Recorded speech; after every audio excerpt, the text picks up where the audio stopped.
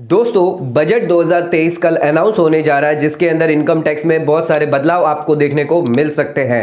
लेकिन budget announce होने से पहले सीनियर सिटीजन और वेरी सीनियर सिटीजन को फाइनेंशियल ईयर 22-23 में कौन से बेनिफिट दिए गए हैं, आइए उस बारे में बात कर लेते हैं। दोस्तों यहां पर आपको हायर बेसिक एग्जम्पशन लिमिट का फायदा दिया जाता है। इसी के साथ अगर यहां पर आप मेडिकल इंश्योरेंस प्रीमियम लेते हैं तो हायर डिडक्शन आपको मिलता है। इंटरेस्ट हो गया, चाहे पोस्ट ऑफिस पे हो गया, बैंक पे हो गया, तो यहां पर आपको हायर डिडक्शन अलाउ किया जाता है। इसके अलावा भी बहुत सारे बेनिफिट यहां पर सीनियर सिटीजन और वेरी सीनियर सिटीजन को दिए जाते हैं। तो दोस्तों आज के वीडियो के अंदर हम बात करने जा रहे हैं senior citizen, very senior citizen के लिए क्या क्या बेनिफिट है जो यहां पर बजट से पहले यानी फाइनेंशियल ईयर 22-23 में आपको क्या क्या मिलने वाले हैं, ये हम यहां पर बात कर लेते हैं। तो दोस्तों आज का वीडियो आपके लिए बहुत ज्यादा इंपॉर्टेंट है। चैनल पर नए तो सब्सक्राइब कर लीजिए और बेल आइकन पर नोटिफिकेशन पे क्लिक कर लीजिए ताकि आपको आने वाले सभी नोटिफिकेशन रिगार्डिंग हमारे वीडियोस रेगुलरली मिलते रहे। तो आइए स्टार्ट करते हैं अपने वीडियो को बिना देरी करते हुए।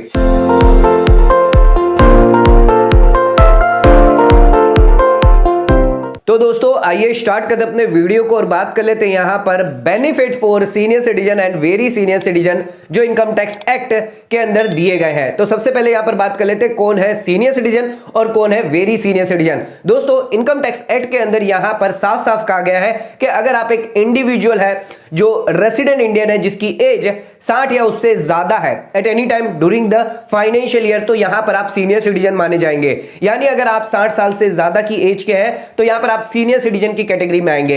वहीं पर अगर आपकी एज 80 या उससे ज्यादा है, आप रेसिडेंट इंडियन है at any time during the financial year, तो उस केस में यहां पर आप वेरी सीनियर सिटीजन माने जाएंगे। तो दोनों यहां पर मतलब अलग अलग है। सीनियर सिटीजन यानी वो होंगे जिनकी एज यानी उम्र 60 साल से ज्यादा होगी और वेरी सीनियर सिटीजन वो माने जाएंगे जिनकी एज यहां पर 80 साल से ज्यादा होने वाली है। आ जाते हैं अपने अगले पॉइंट पे। तो यहां पर इनकम टैक्स स्लैब क्या होने वाली है सीनियर सिटीजन के लिए और सुपर सीनियर सिटीजन के लिए। तो सबसे पहले यहां पर सीनियर सिटीजन की बात कर लेते हैं जिनकी एज 60 या उससे ज्यादा है। तो दोस्तों यहां पर आपकी स्लैब स्टार्ट हो रही है। बेसिक एग्जम्पशन लिमिट जो वो 3 लाख की रखी गई है, यानी 3 लाख तक आपको कोई भी टैक्स नहीं चुकाना। अब यहां पर अगर आप 3 लाख से 5 लाख तक की अगर स्लैब रेट आती है तो आपको 5% का टैक्स रेट चार्ज होने वाला है। इसी के साथ दोस्तों आपकी अगली जो स्लैब है यहां पर 5 लाख से 10 लाख की रखी गई है जिसके अंदर आपको 20% टैक्स रेट चार्ज होगा। दोस्तों एक इंपॉर्टेंट खास बात, अगर आपकी इनकम अगर 5 लाख के अंदर है, टैक्सेबल इनकम है, तो उस केस में आपको सेक्शन 87A का यहां पर रिबेट मिल जाता है, यानी 10,000 तक आपको कोई भी टैक्स नहीं लगेगा। दोस्तों हमारी जो तीसरी स्लैब यहां पर रखी गई है वो 10 लाख के ऊपर की है जो यहां पर आपको 30% टैक्स रेट चार्ज होगा। तो पहली आपको बता दिया हमने 3 लाख से 5 लाख जहां पर 5% होगा, दूसरी यहां पर आपकी होगी जो 5 लाख से 10 लाख जो 20% चार्ज होगा, और तीसरी यहां पर 10 लाख से ऊपर होगी वो यहां पर आपको 30% चार्ज होगा। इसी के साथ यहां पर आपको सरचार्ज भी यहां पर चार्ज होने वाला है। अगर आपकी टोटल इनकम 50 लाख से ज्यादा है तो उस केस में यहां पर 10% से लेकर 37% तक आपको सरचार्ज भी चार्ज होगा, और इसके साथ हेल्थ एजुकेशन सेस आपको 4% लगेगा जो भी आपका इनकम टैक्स या सरचार्ज निकल के आता है। दोस्तों ये तो हमने बात कर ली सीनियर सिटीजन जिनकी एज 60 या उससे ज्यादा थी, उन लोगों के लिए स्लैब लिमिट यहां पर 3 लाख से स्टार्ट होती है। लेकिन अगर आप सुपर सीनियर सिटीजन की कैटेगरी में आते हैं यानी आपकी एज 80 साल से ज्यादा, तो उस केस में यहां पर आपकी स्लैब लिमिट स्टार्ट होती है 5 लाख से, यानी 5 लाख तक आपको कोई भी टैक्स नहीं देना। 5 लाख से 10 लाख तक आपको यहां पर 20% टैक्स रेट चार्ज होगा। 10 लाख से ऊपर अगर गया तो यहां पर 30% टैक्स रेट चार्ज होगा। उसी के साथ सरचार्ज सेम यहां पर 50 लाख से ऊपर होगा तो यहां पर आपको 10% से 37% के हिसाब से यहां पर सरचार्ज लगेगा, और हेल्थ एंड एजुकेशन सेस 4% जो भी इनकम टैक्स है और सरचार्ज है उस पर लगने वाला है। दोस्तों ये तो हमने अभी बात कर ली ओल्ड स्लैब रेट की। अब सेक्शन 115BAC के अंदर पर्सनल इनकम टैक्स जो न्यू रिजीम है जिसके अंदर यहां पर आपके लिए स्लैब लिमिट दोनों के लिए ही, चाहे आप सीनियर सिटीजन क्यों ना हो या फिर सुपर सीनियर सिटीजन क्यों ना हो, आपके लिए यहां पर 2.5 लाख रुपए रहने वाली है, यानी 2.5 लाख तक कोई भी टैक्स नहीं लगेगा। लेकिन अगर आप ओल्ड स्लैब की बात करें तो यहां पर आपको 3 लाख और 5 लाख का बेनिफिट मिलता था, न्यू स्लैब में यह बेनिफिट आपको नहीं मिलेगा। तो यहां पर 2.5 लाख से आपको स्टार्ट होने वाला है, 2.5 लाख तक आपका निल रहने वाला है। 2.5 लाख से 5 लाख की बात करें तो 5% टैक्स रेट चार्ज होगा, 5 लाख से 7.5 की बात करें तो 10%, 7.5 से 10 की बात करें तो 15%, 10 से 12.5 की बात करें तो यहां पर 20%, और 12.5 से 15 की बात करें तो 25% का टैक्स रेट चार्ज चार्ज होगा, और 15 से ऊपर की अगर आपकी इनकम गई तो उस केस में 30% टैक्स रेट चार्ज होगा। इसके अंदर भी आपको सरचार्ज लगने वाला और एजुकेशन सेस भी यहां पर लगने वाला है। दोस्तों आ जाते अब अपने तीसरे पॉइंट पे, तो यहां पर आपको एडवांस टैक्स पेमेंट से एग्जम्पशन दिया गया है। तो दोस्तों नॉर्मली यहां पर कोई भी अगर इंडिविजुअल है, कोई भी पर्सन है जिसकी एस्टिमेटेड टैक्स लायबिलिटी 10,000 या उससे ज्यादा है, तो उस केस में उसे एडवांस टैक्स भरना होता है। लेकिन अगर आप सीनियर सिटीजन है या फिर सुपर सीनियर सिटीजन है, तो उस केस में आपको एडवांस टैक्स भरने की लायबिलिटी नहीं आएगी। दोस्तों यहां पर सरकार द्वारा इनकम टैक्स एक्ट के अंदर यहां पर आपको छूट दी गई है, आपको एडवांस टैक्स पे नहीं करना। लेकिन अगर ध्यान रखना, आपकी बिजनेस इनकम है, पीजीबीपी से अगर कोई इनकम हो रही है, तो उस केस में यहां पर आपको एडवांस टैक्स पे करना मैंडेटरी हो जाता है। दोस्तों अब आ जाते हैं अपने चौथे बेनिफिट पे, जो यहां पर दिया गया है वो है स्टैंडर्ड डिडक्शन का बेनिफिट है। तो स्टैंडर्ड डिडक्शन अप टू 50,000 तक अगर आपकी सैलरी इनकम है, अगर आप एक सैलरीड एम्प्लॉय है, तो under section 16 of income tax act 1961 के तहत आप 50,000 का डिडक्शन ले सकते हैं। दोस्तों इसी के साथ सीनियर सिटीजन हो गए या सुपर सीनियर सिटीजन है, अगर आपको पेंशन रिसीव हो रही है अपने फॉर्मर एम्प्लॉयर से, तो यहां पर आप 50,000 की छूट ले सकते हैं। तो यहां पर स्टैंडर्ड डिडक्शन जो आपको अलाउड किया गया है, अगर आपको पेंशन रिसीव होती है 50,000 तक, यहां पर सीधे सीधे आपको जो है यहां पर छूट मिल जाएगी। दोस्तों इसी के साथ आ जाते हैं अब अपने पांचवें पॉइंट पे, तो हायर डिडक्शन लिमिट यहां पर आपको दी जाती है अगर आप मेडिकल इंश्योरेंस प्रीमियम लेते हैं। तो दोस्तों यहां पर अगर section 80D income tax act की बात करें, तो अगर आप मेडिकल इंश्योरेंस प्रीमियम यानी हेल्थ इंश्योरेंस प्रीमियम लेते हैं, सीनियर सिटीजन पे लेते हैं, तो उस केस में यहां पर आपको 50,000 की छूट मिलती है, डिडक्शन मिलता है। लेकिन इसके अलावा कोई अदर इंडिविजुअल है जिस पर आपको 25,000 की छूट मिलती है।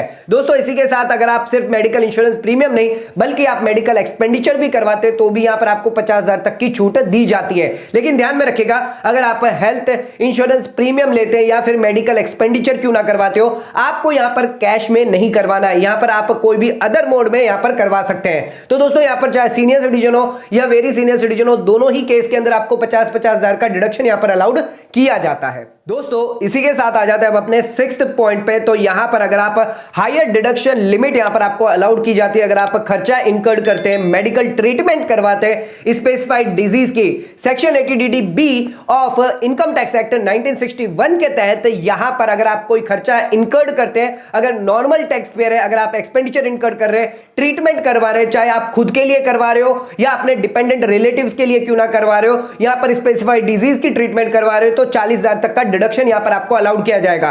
लेकिन दोस्तों अगर यहां पर डिपेंडेंट जो है वो अगर सीनियर सिटीजन हुए, तो उस केस में यहां पर आपको 1 लाख तक की छूट दी जाएगी। तो दोस्तों ध्यान रखिएगा, यहां पर अगर आप खर्चा कर रहे हो, मेडिकल ट्रीटमेंट करवा रहे हो, स्पेसिफाइड डिजीज है, तो यहां पर सीनियर सिटीजन हो या सुपर सीनियर सिटीजन हो, दोनों के केस में यहां पर आपको 1 लाख की यहां पर जो है छूट दी जाएगी। दोस्तों इसी के साथ आ जाते हैं अब अपने अगले बेनिफिट पे, तो यहां पर आपको हायर डिडक्शन का बेनिफिट मिलता है जो भी आप इंटरेस्ट अर्न कर रहे हैं, चाहे आप बैंक से कर रहे हो या फिर पोस्ट ऑफिस से क्यों ना कर रहे हो। तो दोस्तों यहां पर अगर आप इंडिविजुअल टैक्स पेयर है अदर देन सीनियर सिटीजन, तो यहां पर आपको 10,000 मैक्सिमम डिडक्शन यहां पर अलाउड किया जाता है सेक्शन 80DD-A के तहत। तो यहां पर अगर आपने इंटरेस्ट कमाया है सेविंग बैंक अकाउंट से, तो 10,000 की आपको छूट मिलती है। बट अगर आप सीनियर सिटीजन है, तो 80DD-B के तहत आपको 50,000 की छूट मिलती है। ना ही ये छूट आपको सिर्फ सेविंग बैंक अकाउंट पर मिलती है, बल्कि अगर आप कोई डिपॉजिट करते हैं किसी भी बैंक के अंदर या फिर आप पोस्ट ऑफिस में कोऑपरेटिव बैंक के अंदर कोई डिपॉजिट करते हैं, जैसे कि फिक्स डिपॉजिट आपने कर ली या फिर रिकरिंग डिपॉजिट करी, उसमें से अगर आपको कोई इंटरेस्ट आपके इनकम हो रही है, तो वो भी आपको यहां पर 50,000 की लिमिट रखी गई है, जो 50,000 तक आपको छूट दी जाएगी। दोस्तों एक बात का ध्यान रखिएगा, चाहे आप बैंक में या पोस्ट ऑफिस हो, यहां पर अगर आपकी 50,000 से इंटरेस्ट की लिमिट कम है, तो उस केस में ना ही कोई बैंक या ना ही कोई पोस्ट ऑफिस आपका टीडीएस डिडक्ट करने वाला है। दोस्तों इसी के साथ आ जाते हैं अपने अगले बेनिफिट पे, तो यहां पर अगर आप वेरी सीनियर सिटीजन है, तो यहां पर आपके लिए बेनिफिट दिया गया है कि आप इनकम टैक्स रिटर्न जो है वो मैनुअली भी फाइल कर सकते हैं, यानी आप एलिजिबल होंगे file income tax return manually. तो यहां पर किसके लिए होगा, यहां पर वेरी सीनियर सिटीजन है जिसकी एज 80 साल से ज्यादा है एंड वो यहां पर इनकम टैक्स रिटर्न फाइल कर रहा है, ITR 1 और ITR 4 यहां पर अगर फाइल कर रहा है, जिसकी टोटल इनकम यहां पर 5 लाख से ज्यादा है, या फिर इनका रिफंड बन रहा है, तो उस केस में यहां पर आपको इलेक्ट्रॉनिकली फाइल करना मैंडेटरी नहीं होगा। दोस्तों ITR 1 और ITR 4 आप चाहे तो यहां पर पेपर मोड में यानी मैनुअली भी फाइल कर सकते हैं, लेकिन अगर आप चाहते हैं आप इलेक्ट्रॉनिक भी फाइल करना, तो यहां पर आपके पास ऑप्शन जो है वो अवेलेबल रहेगा।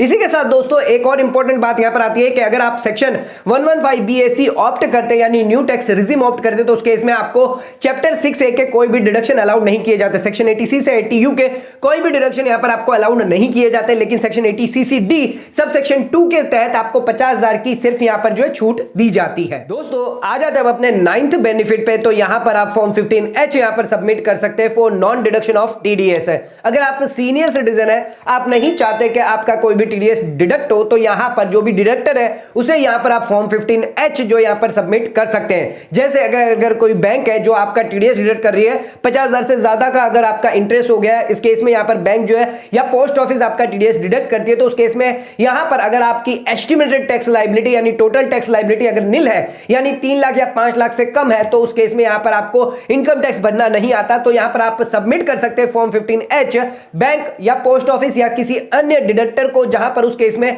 डिडक्टर जो है वो आपका टीडीएस डिडक्ट नहीं करेगा, और उस केस में यहां पर जो है आप फॉर्म 15H यहां पर सबमिट कर सकते हैं। दोस्तों आ जाते हैं अपने 10th बेनिफिट पे। तो यहां पर इनकम टैक्स के अंदर यहां पर प्रोविजन रखा गया, अगर आप ट्रांसफर करते हैं capital asset under reverse mortgage scheme, तो यहां पर आपको क्या फायदा दिया जाएगा, आइए इस बारे में भी देख लेते हैं। तो यहां पर अगर आपकी कोई रेजिडेंशियल हाउस प्रॉपर्टी है जिसको आप ट्रांसफर कर रहे हैं रिवर्स मॉर्गेज स्कीम के तहत, यानी रिवर्स मॉर्गेज के अंदर अगर आप ट्रांसफर करते हैं, जो यहां पर नोटिफाइड करी गई है सेंट्रल गवर्नमेंट द्वारा सभी सीनियर सिटीजन के लिए, तो उस केस में इनकम टैक्स के अंदर आपको कोई भी कैपिटल गेन टैक्स नहीं लगेगा। ना ही सिर्फ कैपिटल गेन टैक्स यहां पर कोई नहीं लगेगा, बल्कि यहां पर कोई अदर हेड ऑफ इनकम में भी आपको कोई भी टैक्स चार्ज नहीं होगा। तो दोस्तों अगर आप रेजिडेंशियल हाउस प्रॉपर्टी ट्रांसफर करते हैं, रिवर्स मॉर्गेज के लिए करते हैं अंडर रिवर्स मॉर्गेज स्कीम के तहत सेंट्रल गवर्नमेंट जो नोटिफाई करती है, तो उस केस में कोई भी कैपिटल गेन चार्ज नहीं होने वाला है। दोस्तों इसी के साथ आ जाते हैं अब अपने आखिरी पॉइंट पे, 11 पॉइंट जो यहां पर रखा गया है सीनियर सिटीजन के लिए, आपको इनकम टैक्स से एग्जम्पशन किया गया, इनकम टैक्स रिटर्न फाइलिंग से।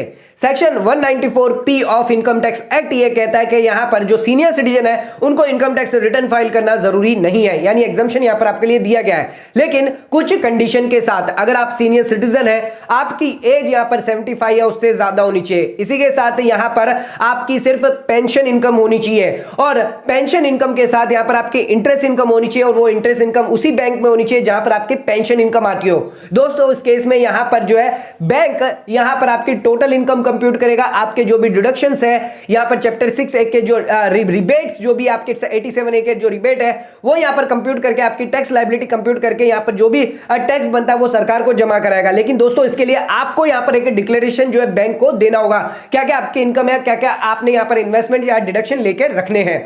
दोस्तों इस केस में यहां पर जो है आपको कोई भी इनकम टैक्स रिटर्न जो यहां पर फाइल नहीं करना।